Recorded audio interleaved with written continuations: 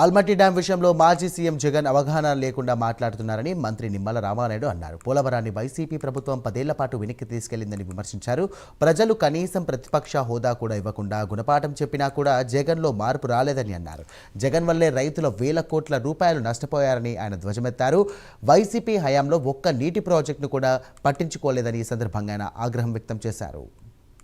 మనందరికీ తెలుసు, అంటే ఏదైతే ఈ యొక్క 5 సంవత్సరాల జగన్మోహన్ రెడ్డి పాలనలో ఇరిగేషన్ వ్యవస్థను మొత్తం నిర్వీర్యం చేసి ఒక్క పోలవరం ప్రాజెక్టుని ధ్వంసం చేయడం ద్వారా, ఒక్క డయాఫ్రమ్ వాల్ విధ్వంసం చేయడం ద్వారా నాకు తెలుసుండి ఆ పోలవరం ప్రాజెక్టుని మరొక 5-10 సంవత్సరాలు వెనక్కి నెట్టేయడంతో నాకు తెలుసుండి 50,000 కోట్ల రూపాయలు ఒక్క పోలవరం ప్రాజెక్టు ద్వారానే పంట నష్టం పోయారు రైతులందరూ కూడా. అటువంటి వ్యక్తి 5 సంవత్సరాలు ఇరిగేషన్ విధ్వంసం చేయడం ద్వారా దగ్గర లక్షల కోట్ల రూపాయలు రైతులు పంట నష్టం పోయినటువంటి పరిస్థితి.